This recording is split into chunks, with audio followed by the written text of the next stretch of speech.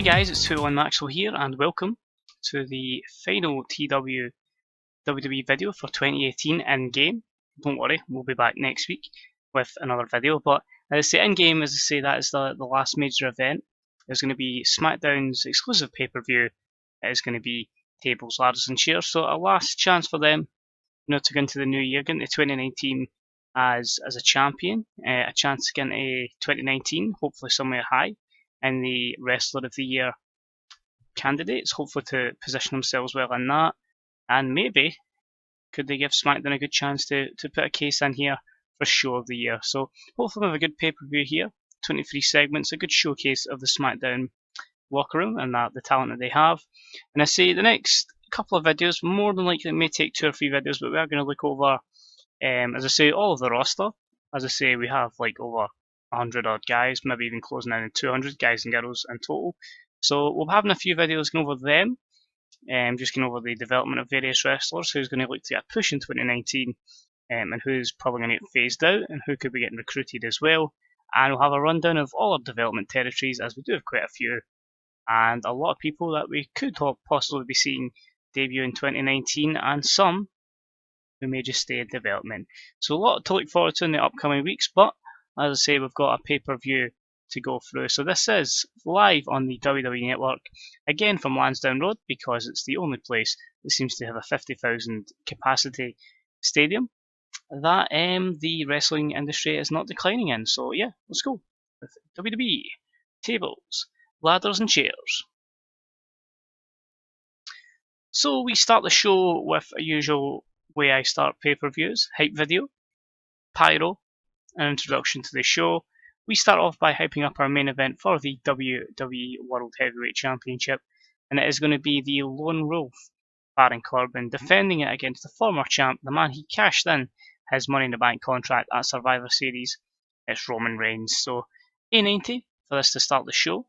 The angle got the show off to a strong start, got the crowd hotter, the storyline lost a bit of heat. Now, that match is going to be an event. My worry, psychology. That's the big issue I've got with these two, and I'm hoping the match doesn't flop. It's got all the possibilities in the world to be an A100 match, but at the same time, that lack of psychology could hamper it. Anyway, let's start the show. It was a matchup that had some good wrestling and decent reaction from the crowd, and it was the team of the Young Bucks, Nick and Matt Jackson, defeating the Usos in 14:28 when Matt Jackson defeated Jimmy Uso with a moonsault, and this meant that the Young Bucks became the new WWE Tag Team Champions. So a good showing to start the show, B82, with Nick Jackson off his game. Match got the crowd hotter, everyone with a solid 80 odd performance matchup. Jimmy Uso improves technical skills, and yeah, if this match went a little longer, maybe had a storyline attached to it, could we have seen that go into the B pluses. But good start to the show. And we have a little celebration. The Bucks are celebrating their first championship in WWE. They are the WWE Tag Team Champions. That gets a B-76.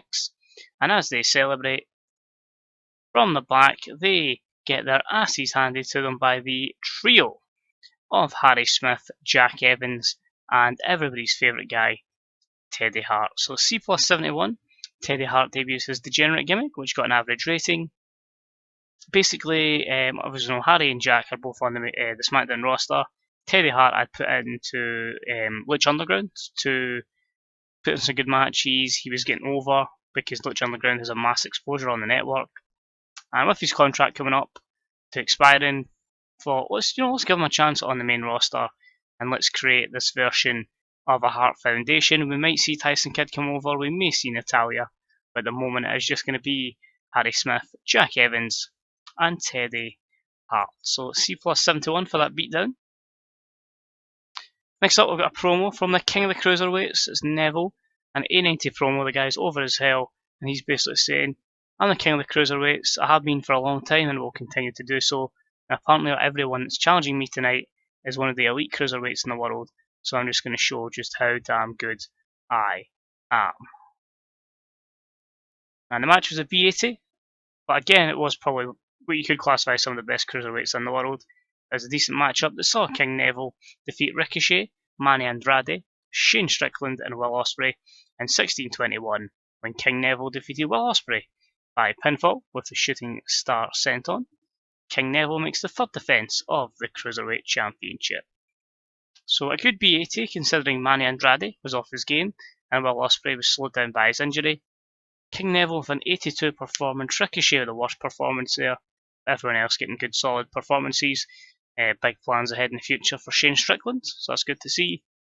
Overall, a B80 and a good showing from the main guys in the Cruiserweight division. Next up, we have the team of AJ Styles and Gallows and Anderson. It's basically a little promo from them just saying, tonight AJ's got a chance to become the #1 contender for the WWE World Heavyweight Championship in a ladder match against Rusev, Randy Orton and Zack Sabre Jr. And basically, Gallows and Anderson say, we got your back, champ. We'll be there to support if need be. And that gets an A93. So good rating there. Good to see the club. Next up, we had a short match up here. This was a storytelling match, just again giving Nia Jax exposure on pay-per-view. She beats Emma in 8:52 by pinfall. This was the C-54. Emma's getting stale. She was off her game. She had to get protected here for allowing Nia Jax to go over. Nia's not going to be around for very long because of her age, but I do want to give her a push and do want to try and give her at least one championship run. So because she's not like most girls, she picks up the win here in a C-54 match. So a long way to improve Nia Jax, but we'll try our best to get her up there. You never know. Next up, Shane McMahon says, well, Gallows and Anderson think they're going to get involved in that match tonight. Well, not on his watch. Tonight they're going to have to take on the team of Davey Richards and Eddie Edwards to keep them out of trouble. That's a C+68. Shane McMahon was underwhelming. The Smackdown general manager, and of course my user character in game.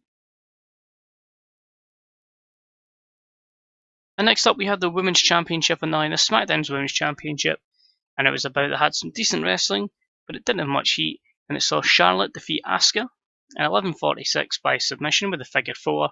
Charlotte becomes the new SmackDown Women's Champion. I felt like it's been a while since Charlotte's had the championship. In fact, she was the initial champion on the data, which of course when we started in 2016 is going to be pretty much nearly come up in 3 years since she's held the belt, or any sort of belt, so I felt let's give her a chance, and her and Asuka putting a good match up there. As I say, B81 spectacular, and hopefully, as I say, if we can push the women's division going forward, they'll be a part of hopefully someone that could main event a pay-per-view in the future. Next up, Bray Wyatt's hyping up a promo. He's got a match up coming up against Dean Ambrose, and that gets an A-star 100. I'm also starting to think, did I remember to put Gallows and Anderson versus the Wolves? Or maybe I just put this match down the card. In fact, now I remember, Bray's promo comes during the show, because obviously he has that big dark room where he'll cut a promo, so there'll be a few more angles before that match. So Bray Wyatt in his dark room just basically says, Dean, you call yourself a lunatic, but, I'm the most dangerous man about here. I want to become a champion again, so I'm just going to make, easy meat of you. I'm going to just you're basically going to be sacrificed in order for me to get back into that title picture. Now, of course, we get that match between Gallows and Anderson and the Wolves. The Wolves win in 13:40 when Eddie Edwards defeats Carl Anderson with the forward lung blower. Some great performances in ring. The Wolves win 86 and 88 in ring performances. Gallows win 80. Carl Anderson with 79 off his game, and a good B82 rating there. So the Wolves get the win over Gallows and Anderson. What would that mean for AJ Styles in our co-main event? Well, next up we've got, of course, Sami Zayn versus Kenny Omega, the rematch for the Intercontinental Championship. And Sami Zayn says they went to an absolute war in the Survivor Series matchup, but he's the champ. He's going to defend the championship with pride, and most importantly, put on some good matches for the fans. And this one actually flopped like hell. Kenny Omega, for some reason or another, is just struggling. And I think I know why. Because I made this the designated TLC match for the pay-per-view, and it was in 18:48 when Sami Zayn retrieved the item, making his first defence. And I think because we've put him in that type of matchup, that's why it's not worked. But that's why it was what it was on the card. A B79, I just don't like putting gimmick matches with main events. It just never seems to go well. a lot of wrestlers can't take the brawl type style or the hardcore style. So an 85 for Sami, 70 for Kenny Omega. Disappointing, yet penalised for not meeting the crowd's expectations, but Sami Zayn retains the IC title. And of course, now we've got Dean Ambrose's promo, just basically saying Bray Wyatt can make all these threats. You know, he claims to be the face of fear, the dangerous man in here. I'm a lunatic, man. I really don't care. I'll show Bray, you know, I want to do what it takes to get myself back into contention, get my title back. Because of course, everyone's had a shot with this championship. And it's just a case of it's been hot potatoed recently. So an A-Star 100 is another top promo from another one of our over guys. How will Bray and Dean do? Got the hype video first, which gets B plus 89. And the match gets a B plus 88. So it was a match that had superb wrestling and great heat. And Bray Wyatt defeats Dean in 1843 by pinfall, illegally using the ropes for leverage. 94 from Ambrose, 92 from Bray. I think stamina is going to be a big factor here, and that's me shortening down the match to help Bray. So should we maybe send him down to Lucha Underground to work on his conditioning? That does seem to be hampering Bray Wyatt in big matchups. You get a promo from AJ Styles and a B plus 89, just saying, you know, it's his time that he's going to go ahead and become the #1 contender, and he's going to have one more run as the face that runs the place. And the match itself was a B plus 89. It was, of course, a ladder match for the #1 contendership, and it was a superb matchup that saw Zack Sabre Jr. pull off the shock victory, defeating AJ, Randy Orton, and Rusev in that ladder match in 1805 when Zack Sabre Jr. retrieved the item.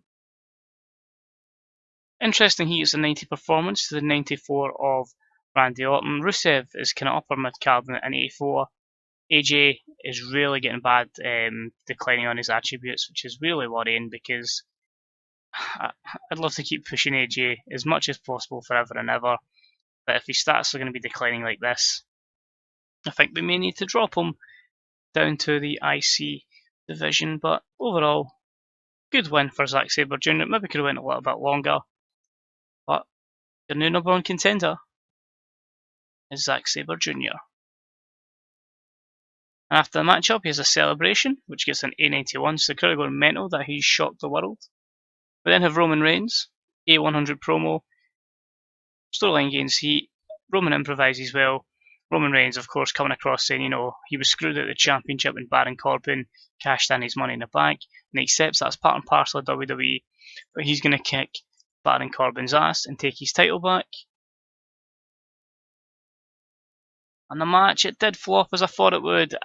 Worrying signs that, but an exceptional matchup. In terms of overness, both guys are over and can do it in the ring. Baron Corbin defeated Roman Reigns in 27:35 with a handful of tights. Corbin making his first title defence. B plus 84, everything that could have went wrong. In the sense of both guys were off their game. The match suffered from a lack of psychology. If you take those factors in, we could be looking, as I say, an A plus possibly then, maybe not as high as that, but two good performances, and that's them off their game. Lack of psychology is a massive penalty, and it's a shame this show probably loses a bit of heat, popularity, because of that poor rating. But it just means, you know, we've got to get people in the main event that at least one of them can carry the match, and together our guys can put on a spectacle. So a bit disappointed there, but it is what it is.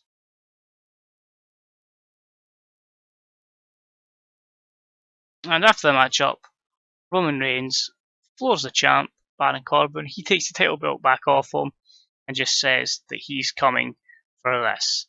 So instantly, when I see poor rating between these two in terms of psychology and a #1 contender in Zack Sabre Jr., I'm thinking we got ourselves a good triple threat for the Royal Rumble in 5 weeks' time. So that's one thing to possibly look forward to. And that was an A-Star 100 to finish the show. Gets us a B89, which again, really happy with. It's kind of the standard level we're at now because so many guys are over. It's just disappointing to say that the main event was superb.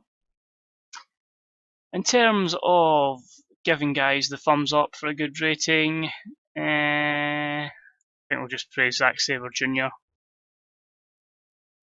That'll be it. So Zack was proud. No one else really was outstanding. You know, we never really get any 90 matches, so we'll just stick with the praise on the Englishman. So, bit of news, Naito has moved on. I just couldn't really use him with him being on a pay-per appearance deal. I just felt like he was always fatigued, so we're just going to let him go back to Japan. And apart from that, we had a wild at the weekend for our NXT women and TLC. Got fantastic reviews and 47,000 fans there. Grado's development contract is expiring. Getting some decent overness in Lucha Underground, up to 44 over in the US. So could we see Grado making a push to the main roster? But 42.74 on the network and 4K TV costs overall. Good position to be in. Quite a few unhappy workers, but you know, can't push everyone. And as I say previously, a lot of these people are going to go at one point. Carter's definitely going to go. Aaliyah, Mandy Rose, we've got no real plans for them at this moment in time. But as I say, that is it for this episode, guys. The last pay-per-view of the year. I'll have a wee time to book Raw, SmackDown, ACW, just with some fun episodes, testing little things out before we kick on to the new year. As I say, going forward, the next couple of videos will be just documenting all over what's the current state of the company in terms of the roster, championships, and development, and various other things. So we'll definitely get that sorted. That may take a week or two worth of videos. We might do an additional one on a Wednesday as well. But as always, guys, thank you for watching. It's deeply appreciated. If you get any comments on the show, let me know what you thought. You know, have you ever had it? You've had two great superstars, and when it comes together, the psychology just affects the matchup. Have you had a situation like that? Let me know. What do you think of the card in general? Do you feel that Zack Sabre Jr. could save that main event with those two guys? What about your own saves, guys? How are they getting on? Are you enjoying TW as we're coming up to its 1 year anniversary? If you're booking WWE, how did you find it?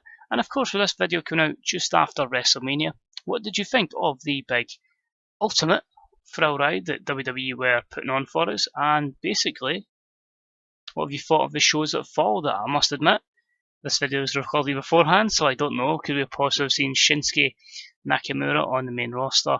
Could we have had some big surprises at Mania and Raw and SmackDown afterwards? Is Kurt Angle back wrestling? Who knows? I don't know at this particular time.